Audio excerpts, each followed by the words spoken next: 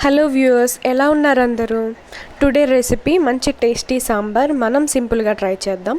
సాంబార్ అంటే ఇష్టం లేని వాళ్ళు ఎవరు ఉండరు చెప్పండి.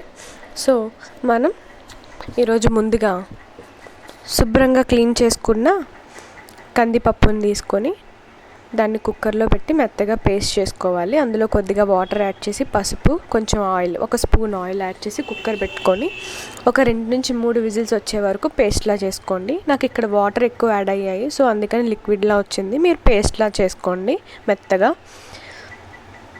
తాలింపు దినుసులు ఆవాలు, జీలకర్ర, ఎండుమిర్చి, కరివేపాకు, వెల్లుల్లి, అలాగే కూరగాయలు ములక్కాడ, సొరకాయ, బెండకాయలు, క్యారెట్, వంకాయ, టొమాటో, ఉల్లిపాయలు, పచ్చిమిర్చి, మీకు ఇంకా ఎన్ని అవైలబుల్గా ఉన్నాయో అన్నీ యాడ్ చేసుకోండి.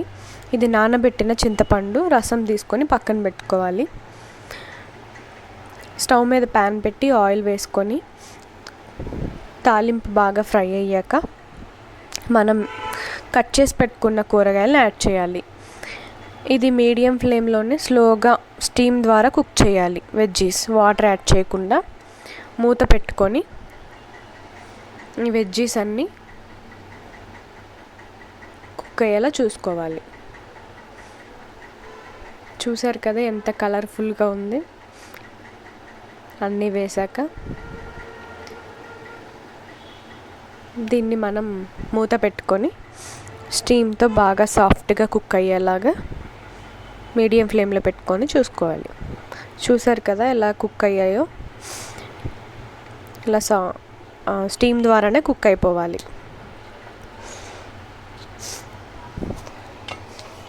ఇందులో మనం కొద్దిగా చింతపండు రసం మనం తీసుకున్నది నానబెట్టిన చింతపండు రసం యాడ్ చేసి అందులోనే ఒక 2 నుంచి 3 గ్లాసులు వాటర్ యాడ్ చేయాలి.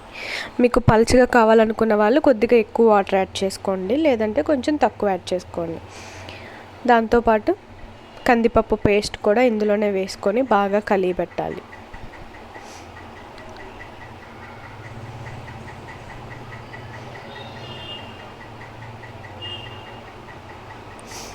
ఇందులో కొద్దిగా సాల్ట్, మీకు కొంచెం స్పైసీ కావాలనుకున్న వాళ్ళు 1 స్పూన్ కారం కూడా యాడ్ చేసుకొని ట్రై చేయండి.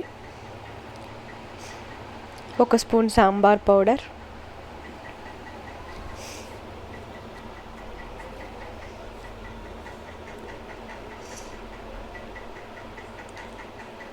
దీన్ని మనం మూత పెట్టుకొని బాగా పొంగులు వచ్చే వరకు బాయిల్ చేసుకోవాలి. ఎంత బాయిల్ చేసుకుంటే అంత టేస్ట్ బాగుంటుంది సాంబార్.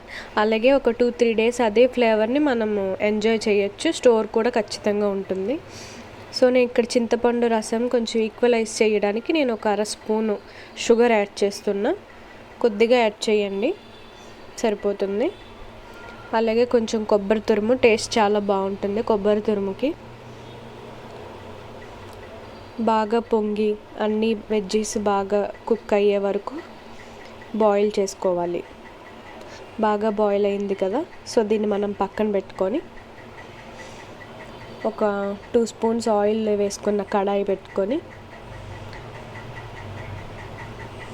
అందులో కొద్దిగా కొత్తిమీర, కరివేపాకు ఫ్రై చేసుకోవాలి. ఆ ఫ్రై చేసింది మనం సాంబార్లో మిక్స్ చేసుకోవాలి.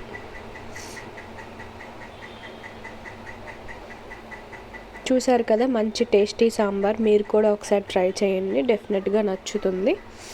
మరిన్ని వీడియోస్ కోసం లైక్ చేయండి, సబ్స్క్రైబ్ చేయండి మా channel. Thank you so much.